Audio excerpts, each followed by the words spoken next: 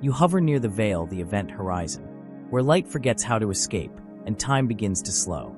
It's not a wall, but a boundary of forgetting, and you feel its pull not of destruction, but of deep stillness. You are drifting now, gently, in the soft hush of space. The stars around you seem quieter here, as if they too are holding their breath.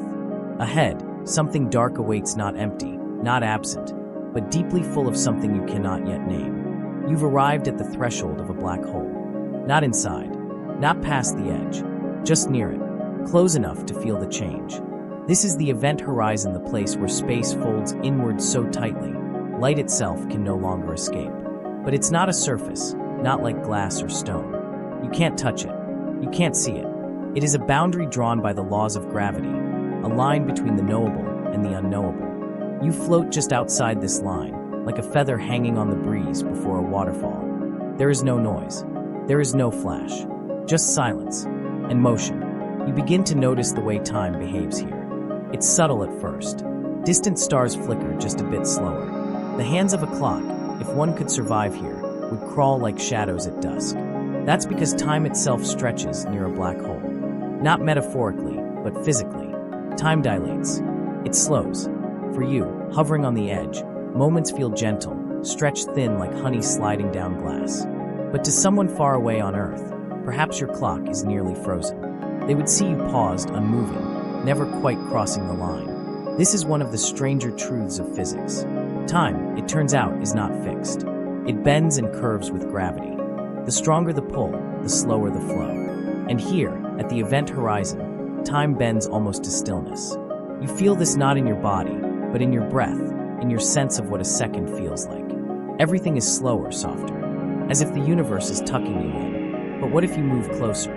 You imagine drifting forward past the edge, not falling fast, but easing in. At first, nothing changes. The darkness grows, but it does not bite. The stars behind you fade, not because they disappear, but because their light can no longer reach you. You are slipping out of the visible universe. To those watching, you vanish slowly. To them, you never quite cross. You hover at the brink, becoming redder, dimmer, slower until you are gone. But to you, from your own point of view, you fall freely. No resistance, no pain. The event horizon does not slam shut. It allows you through quietly. This too is strange. There is no violent moment, no crash. You don't feel the horizon when you cross it. It doesn't stop you or mark you. It's only from the outside that the line seems sacred. From within, it's just a place you passed, like stepping through a doorway with no frame. Inside, light cannot climb back out. Signals cannot return. But that doesn't mean they stop existing. It only means they are out of reach, like a whisper lost in the wind. So you wonder, does everything that falls and stay whole? Does it stay real? And more importantly, can it be remembered? Some say that the information is smeared across the surface of the event horizon, trapped in the trembling dance of particles too small to see. Others say it is encoded in the Hawking radiation that seeps slowly from the black hole's skin. These are questions you'll explore later. For now, you're here at the edge, a quiet veil, and you feel no fear, only stillness, only the soft weight of possibility. You notice how gravity behaves differently here. It doesn't just pull, it folds. It slows light, it curves paths, it guides everything inward, not with a push, but with a gentle suggestion that cannot be refused. The closer you get, the more inevitable it becomes. And yet, it's not forceful. It's calm. Even photons, the fastest travelers in the universe, cannot resist this slope. Once past this line, even light, weightless and swift, is caught. It's like swimming against a current that grows endlessly stronger the deeper you go. Past the horizon, the current is too fast, too steep. No stroke can lift you back. So light turns inward. Time folds. Space curves. And you hover just before it, wondering what lies beyond. You imagine a traveler falling in a small particle, a drifting ship, even yourself. From the traveler's view, the fall continues naturally. No sharp change, no warning.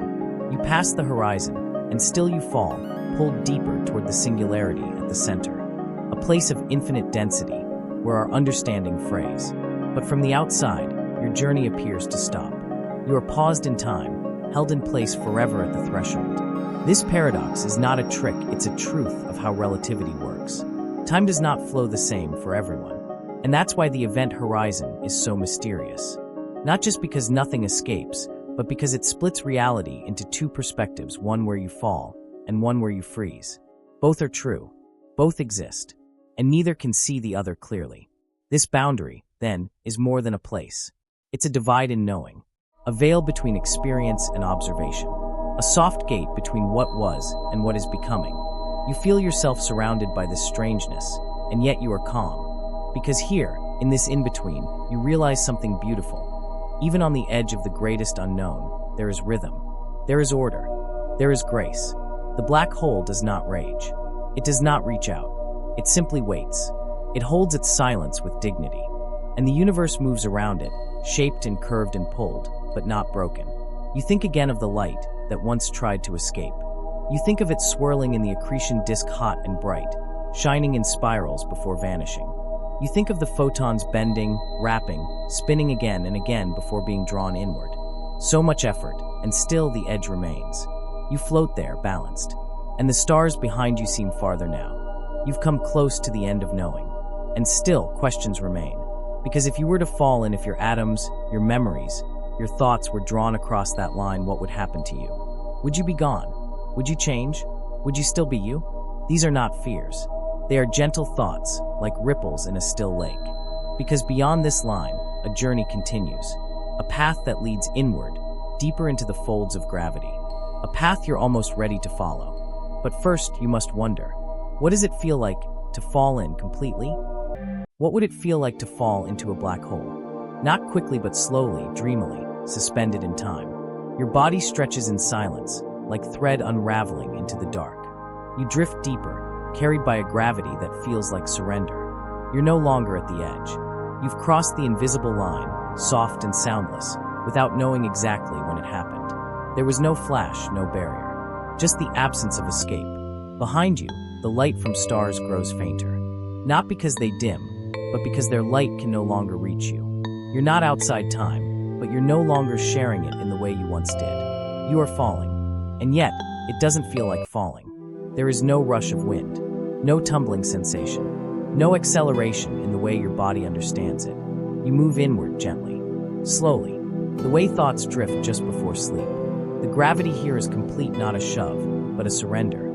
You give in, and you are carried. The black hole doesn't pull you like a hand. It folds space around you, like sinking into a deep, dark lake, not a frightening cold, but a velvet warmth, quiet and unresisting. Everything becomes inward. All directions curve to the same point, as if the universe itself is gently folding you back into its center. Time changes too. You don't measure it in seconds anymore. Instead, you measure it in breathless stillness, in how long it's been since you saw a familiar star, in how distant the outside world feels, not physically but emotionally. You are becoming unanchored, and yet you feel completely at rest. Your body begins to stretch, not painfully but curiously. The closer you get to the singularity, the greater the difference in gravity between your feet and your head.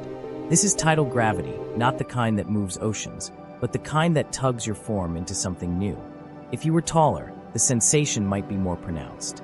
But you are not afraid. This stretching is called spaghettification, a playful name for a serious idea. It means being drawn into a thinner and thinner line, your shape lengthened by gravity's pull. But here, in this peaceful imagining, it's not a ripping, it's an unraveling.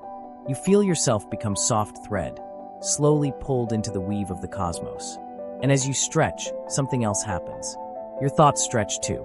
You begin to wonder about the nature of falling. What is it truly? Is it descent? Is it loss? Or is it simply motion towards something more whole, something more complete? This fall is not a punishment. It is a passage. No walls around you, no floor beneath, just the slow spin inward, like the spiral of a shell. The laws you once relied on begin to bend in your mind. Space is not fixed. Time is not steady. Everything is shifting beautifully, deliberately. You are not being crushed. You are being rewritten. Around you, particles dance briefly before vanishing into the same direction. Tiny pieces of dust, light, and energy join you in this silent procession. You are not alone. Every piece of matter drawn inward is falling too, some faster, some slower, but all with the same destination. The singularity. It awaits like a secret at the end of a very long sentence. You know, even if you can't see it, that this mysterious, infinitely small place sits somewhere beneath you. Not below, in the sense of up and down, but beneath, in the way a seed is beneath the soil, or a memory is beneath a dream. All paths now lead there. You feel a kind of peace in this.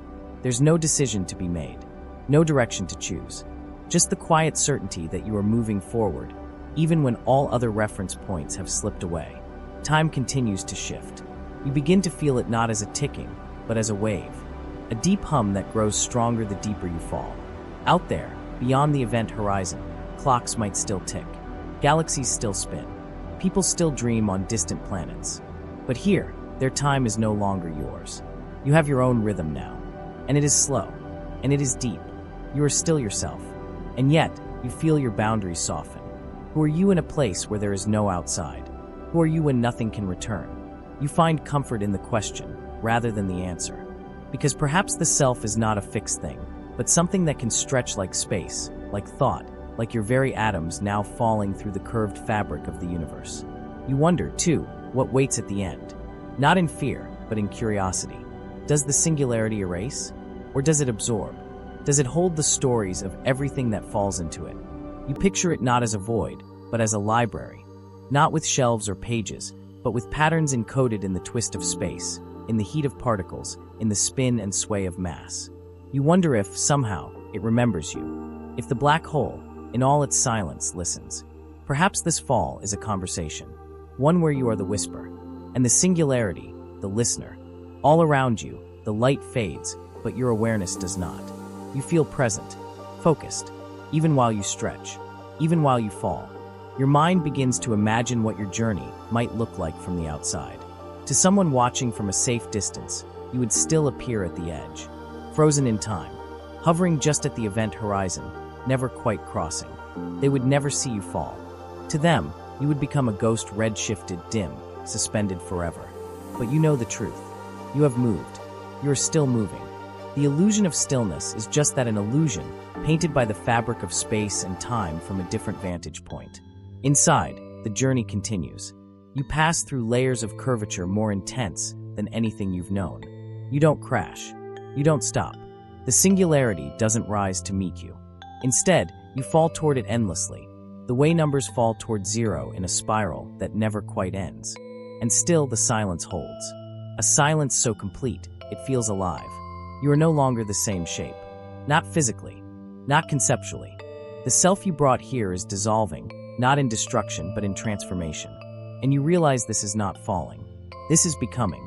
A long, slow becoming. The kind that reshapes you word by word, breath by breath. You are not undone. You are being rewritten. And somewhere up ahead, at the very center of this gravitational poem, is the singularity. The place where time and space narrow into a single breathless point. And as you drift deeper, you wonder softly, what exactly waits in that point where all things converge? And if you want to journey deeper into these cosmic mysteries, make sure to like and subscribe, because this is only the beginning.